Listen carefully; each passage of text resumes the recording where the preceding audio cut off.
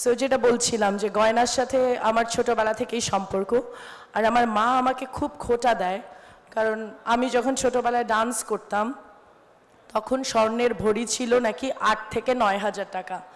আর আমাদের নাচের গয়না অনেক দাম, ভরতনাট্যমের সেট এক একটা 15,000 টাকা তখনই আমরা যখন নাচ করি। তো আমার মা আমাকে এখনও খোঁটা দেয় যে আমি গোল্ড না কিনে তোকে ভরতনাট্যমের সেট কিনে দিছি, অডিসি সেট কিনে দিছি।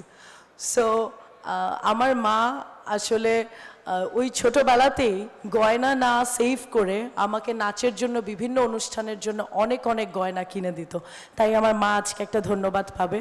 আর এমনিতে আমি গয়নার খুব একটা ফ্যান না, মানে গয়নাগাটি বা গাড়ি বাড়ি আমাকে আসলে আকৃষ্ট করে না। আমার ভালো লাগে human with books, just like Milan ভাই। আমার আসলে গয়নাগাটি গাড়ি টাড়ি অত একটা আমাকে টানে না, আমাকে মুগ্ধ করে না, কিন্তু আমার প্রফেশন ডিমান্ড করে। সো দ্যাটস ওয়াই আমাকে পড়তে হয়, বিভিন্ন অনুষ্ঠানে যেতে হয়। আর বেশিরভাগ সময় আমরা মানুষের গয়নাই পরি, আমি স্পেসিফিকলি, কারণ আমাদেরকে স্পন্সর করে ড্রেস গয়না, তো সব আমরা মানুষের গয়নাগাটি বেশিরভাগ সময় পরি। তো নিজের গয়নাগাটি খুব একটা নাই। যখন নিজের পড়তে হয় তখন আম্মুর কাছ থেকে ধার নিতে হয়, বোন টোনদের কাছ থেকে নিতে হয়। আমি এখনও গয়না টয়না অত বানাই নাই আর কি, জমাই নাই গোল্ড টোল্ড কিছু। আর আরেকটা পরিচয় হচ্ছে আমি পুরান ঢাকার মেয়ে। সো আমার নানি ভীষণ গয়না ছিল, তার হাতে বাজুবান থেকে শুরু করে কোমরের বেল সব কিছুই।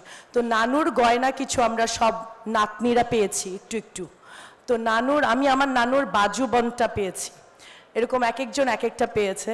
সো গয়নার অনেক স্মৃতি আছে। এখন হঠাৎ মনে পড়লো রবীন্দ্রনাথের একটা উপন্যাস আছে মণিহার, সেখানে মণিহার গল্প আচ্ছা গল্প তো গল্প আছে।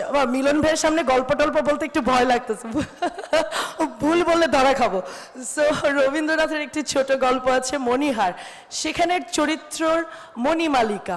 সো সেটা আমি যখন পড়ি তখন আমার মনে হয় মণিমালিকা ক্যারেক্টারটা কখন করব। এবং সেই গল্পটা পুরোটাই গয়না নিয়ে, যে তার হাজব্যান্ড ফণিভূষণ, সে খুব বড় ব্যবসায়ী থাকে এবং তার ভীষণ অনেক গয়নাগাটি থাকে। সেই গয়নার লোভে মণিমালিকা তাকে বিয়ে করে ফেলে।